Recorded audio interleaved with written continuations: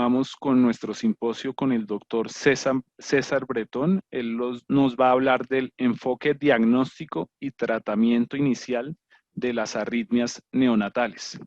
El doctor Bretón es pediatra de la Universidad Industrial de Santander, cardiólogo pediatra de la Universidad Pontificia Bolivariana de Medellín, especialista en electrofisiología cardíaca de la Universidad Nacional Autónoma de México y trabaja actualmente en el Instituto Nacional de Cardiología, en la Fundación Cardiovascular de Colombia, en el Instituto de Corazón de Bucaramanga. Doctor Bretón, muchas gracias. Muy buenos días a todos. Muchas gracias por la asistencia. Hoy vamos a hablar del enfoque diagnóstico y tratamiento inicial de las arritmias neonatales. Vamos a hablar de epidemiología, principales trastornos del ritmo en recién nacidos, de la importancia del diagnóstico intrauterino y algo de tratamiento no invasivo o invasivo. Entonces vemos que de todos los embarazos, 1 a 2% presentan en el feto arritmias, algún trastorno del ritmo. El 10% son complicados. Y esto es se relaciona mucho con el recién nacido. El recién nacido 1 a 5% presentan algún trastorno del ritmo. La incidencia es 24 por 100.000, más o menos 0,02. Generalmente es la continuación de hallazgos intrauterinos del feto. Recién nacidos es un poco más frecuente, digamos que 8,5% presentan arritmias benignas en la unidad de cuidado intensivo y 1,5% arritmias malignas. Las principales son generalmente benignas, extrasístoles auriculares, ventriculares, bloqueos AB de segundo grado MOVIS 1 y ya, digamos, algunas que tienen algún riesgo, que son las taquicardias supraventriculares. Generalmente la mayoría, el 70% es por una reentrada ortodrómica por una vía accesoria, 24% taquicardias auriculares, 6% taquicardia sinusal. Principales causas metabólicas, el sistema de conducción inmaduro, infecciones, autoinmunes, que es importante para los bloqueos AB completos, las cardiopatías congénitas, tumores cardíacos, entre otras. Estos son los valores normales que hay que tener presente en un electrocardiograma del recién nacido. Generalmente al nacer tenemos un promedio de 122 a 127 latidos por minuto, y decimos que a términos hay un rango entre 80 y 200 por minuto y pretérminos de 100 a 250 por minuto. Para términos prácticos decimos en un recién nacido bradicardia menor de 80 por minuto y taquicardia mayor de 180 por minuto. Aquí vemos un recién nacido donde le estamos tomando un electrocardiograma y donde es muy importante preservar y respetar todos los criterios para tomar un adecuado electrocardiograma. Entonces, digamos que utilizamos algunas medidas que no son tan comercialmente conocidas, pero que igual nos ayudan para tomar un adecuado electrocardiograma en la posición anatómica que se debe utilizar.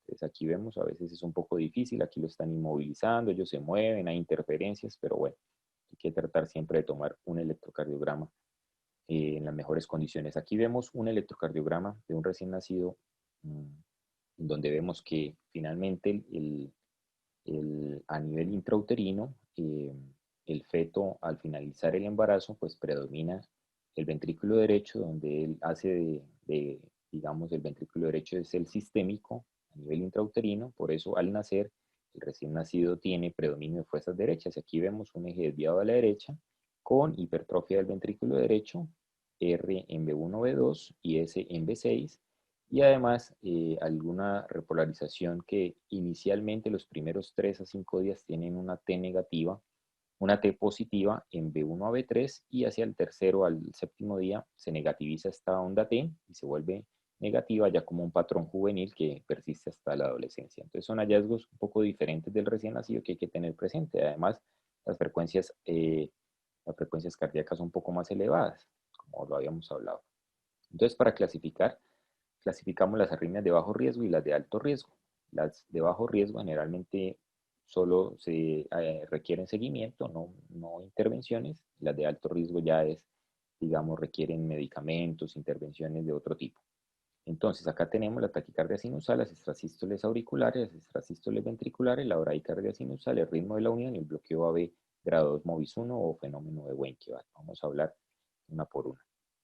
Entonces, de taquicardia sinusal, Es importante aclarar que cuando se aumenta la frecuencia, generalmente lo hace de forma paulatina, con, digamos, con subidas y bajadas lentas, a diferencia de los episodios de taquicardia auricular paroxística, en donde vemos aumentos súbitos de la frecuencia, y eso nos puede ayudar el registro del monitor. Generalmente la taquicardia sinusal no requiere ninguna intervención, lo que sí hay que buscar es la causa secundaria, que generalmente puede ser anemia, puede ser deshidratación, falla cardíaca, alguna otra cosa que explique la taquicardia sinusal. Generalmente es transitorio y resuelve. Por otro lado, tenemos las extrasístoles auriculares, que está caracterizada por una onda P prematura que generalmente tiene un eje diferente, a veces tiene al sinusal, a veces tienen un eje igual, que son las perisinusales, y son seguidas o no de una contracción ventricular. Aquí vemos las conducidas con una P diferente a la que traía, conducida, y esta es una extrasístole auricular con una conducción ancha, diferente a la que traía, con una conducción aberrante, y estas son extrasístoles auriculares que no conducen. Están en el periodo refractario del ventrículo derecho y no conducen. En el periodo refractario del ventrículo y no conducen. Son frecuentes, hasta el 51% de los recién nacidos pueden presentar esto, del 0,5 al 2% se asocia con taquicardia auricular, la mayoría sin una causa clara. Podemos encontrar hipoglicemia, hipoxemias, hipotiroidismo, líneas venosas que estén estimulando la aurícula. Más raro, pues miocarditis, cardiopatías, generalmente son de buen pronóstico. Las extrasístoles ventriculares, hasta en el 18% de los recién nacidos, son QRS prematuros, precedidos que, digamos, no se observa una onda P antes del QRS, del latido prematuro, y hace una alteración del ST y de la onda T. Entonces, son generalmente también de buen pronóstico, pero pues hay que descartar algunas causas como rhabdomiomas, cardiopatías, miocarditis, evaluar la fracción de eyección, y si tenemos algunas de estas características, como son si fueran polimórficas, repetitivas o de alta carga, o que tenga una cardiopatía, digamos, en esos casos hay que prestarle más atención, o si son muy frecuentes, y en ese caso pues ya cambiarían a ser de alto riesgo, si son 60 o más por hora, 1500 más o menos aproximadamente en el día, pues ya hay que prestarle un poco más de atención. De lo contrario, son arritmias benignas de solo vigilancia. El bloqueo auriculoventricular de primer grado y el grado 2 MOVIS 1 o fenómeno de Wenckeva generalmente son de buen pronóstico. Para un recién nacido, el primer día de vida, un PR mayor de 160 ya se considera bloqueo AB primer grado, mayor de 140 a partir del segundo día, ¿sí? Ya es un bloqueo AB de primer grado. Y un MOVIS 1, como vemos aquí, el PR se va prolongando hasta que no conduce, y el PR inmediatamente siguiente es más corto que el anterior que dejó de conducir, como vemos acá. Generalmente son de buen pronóstico. Si esto progresa o se hace, digamos, persistente, pues hay que evaluar compromiso del nodo AB, generalmente causas autoinmunes. Bradicardia recién nacido, generalmente pues entonces decimos que menor de 2 desviaciones estándar del promedio, o para términos prácticos menor de 80 por minuto. Son de buen pronóstico, generalmente son bien toleradas, resuelven entre 48 a 72 horas. Hay que evaluar la frecuencia cardíaca despierto, durante la succión y dormido, porque a veces puede haber alteraciones, y generalmente tienen una causa secundaria que es tratable y no es de, digamos, como están acá. Hay que evaluar estas, digamos, la causa que pues, esté produciendo esa bradicardia. Generalmente es de buen pronóstico. Bueno, las taquicardias por reentrada B es el grupo de taquicardias supraventriculares. Esta es la más frecuente. La supraventricular generalmente se presenta en 1 en 250 recién nacidos vivos, de cuales esta corresponde al 60 al 80%, y está por una vía accesoria que es capaz, digamos, de crear una reentrada con el sistema de conducción normal. Y de esta forma se crea la taquicardia. Esta es una taquicardia de QRS angosto, de RP corto, regular, y se ve la onda P retrógrada. Que lo que pasa es que en algunos casos se vuelve incesante, y es cuando empieza a dar problemas o a dilatar. Cuando se vuelven incesantes, el 40% de los recién nacidos nacen hidrópicos y el 20% de estos recién nacidos hidrópicos van a morir. Entonces, por eso es importante el diagnóstico intrauterino para abordarlo de forma extrauterina. En algunos casos se ve onda P, PR, onda delta y PR corto, en donde vemos que esta es una vía accesoria manifiesta, lo que llamamos un Wolff-Parkinson-White, con otras características como presencia de taquicardia, son, digamos, de un riesgo diferente. El 40% desaparecen entre los 2 y los 3 años.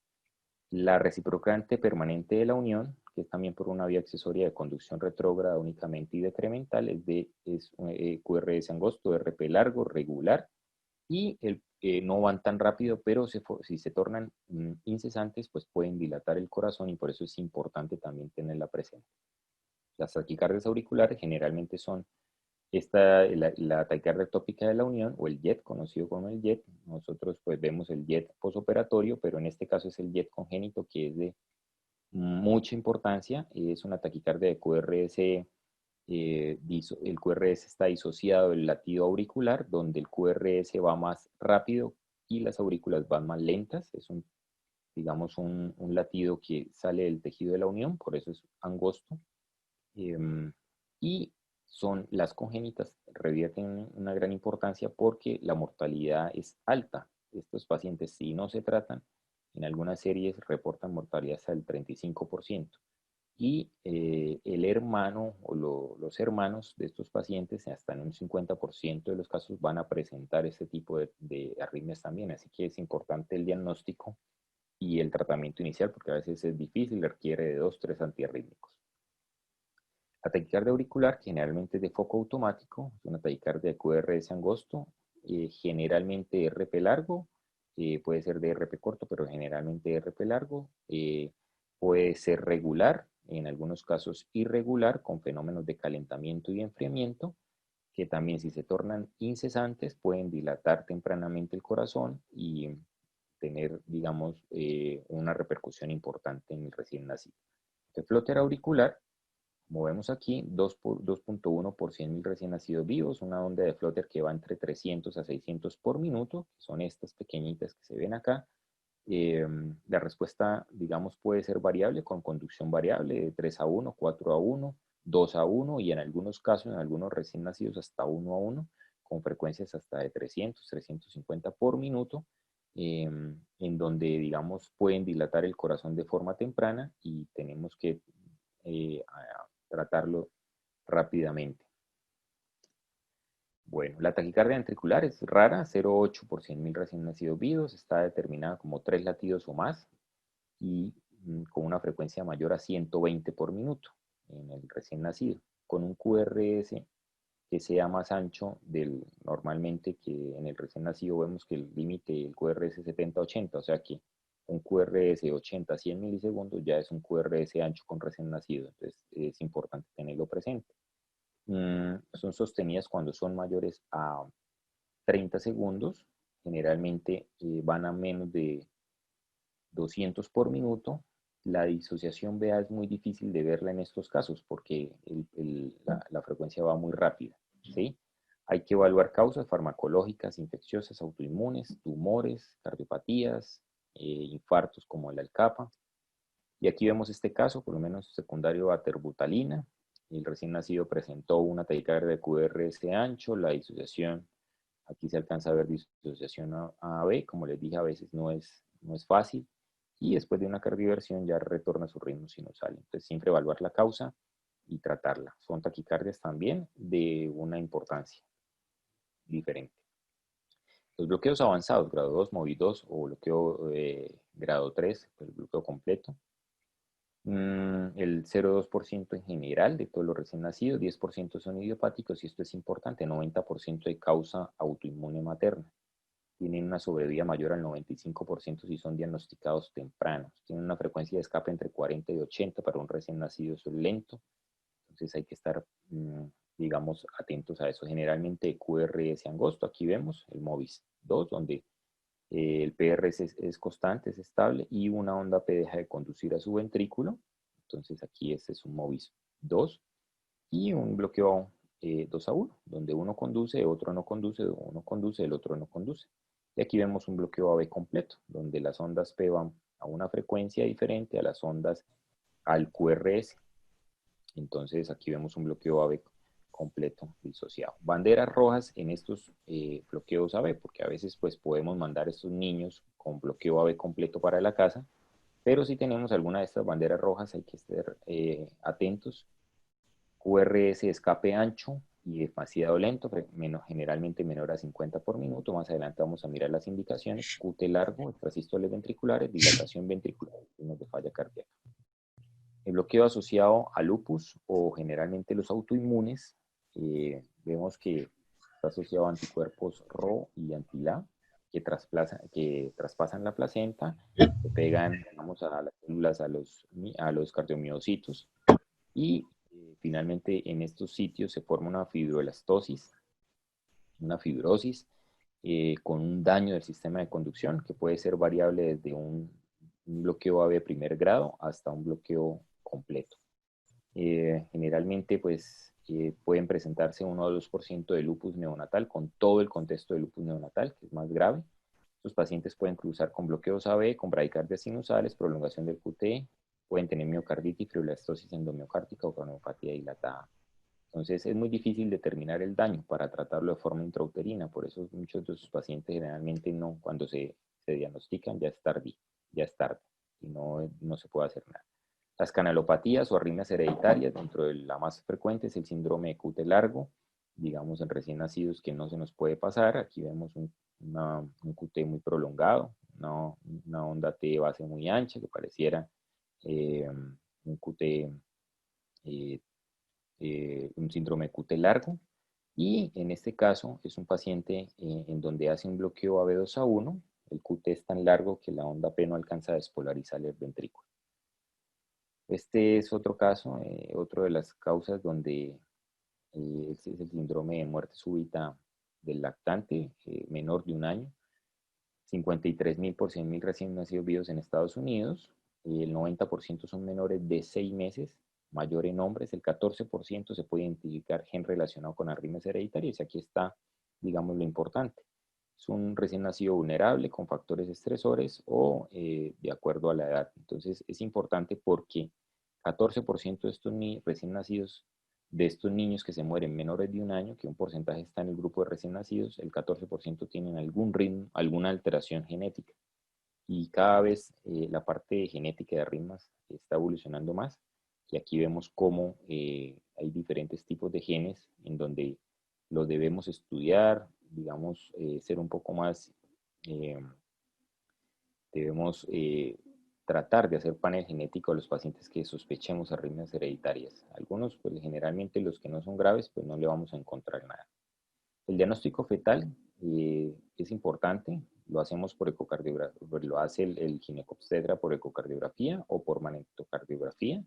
La magnetocardiografía registra las señales eléctricas tanto de la madre como del niño y digamos, las depura y se crea y se asemeja a un electrocardiograma.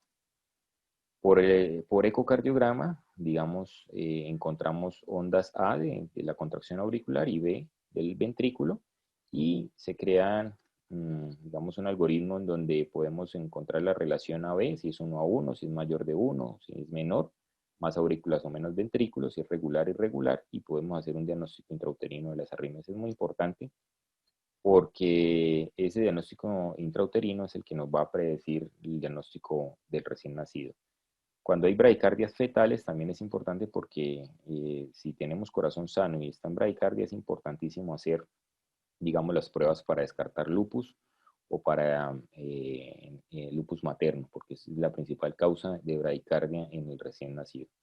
Las arritmias en cardiopatías congénitas, secundarias a los defectos congénitos como tal, y posteriormente a las cirugías, que en recién nacidos pues cada vez vemos más por la sobrevida que se ha presentado, y pues indiscutiblemente el Holorán, algunas canal AB que pueden venir con bloqueos AB completos, o la LTGA que puede venir ya con bloqueo AB completo, ¿sí? Otras como vías accesorias como el Epstein. Entonces también es importante por ese lado. Ya para el tratamiento, finalizar, tenemos que las que son estables hemodinámicamente, si tenemos una reentrada B por vía accesoria o una ectópica, digo, una permanente reciprocante de la unión, podemos utilizar maniobras vagales como poner la carita en frío, la carita del bebé en frío, o poner adenosina, estas dosis.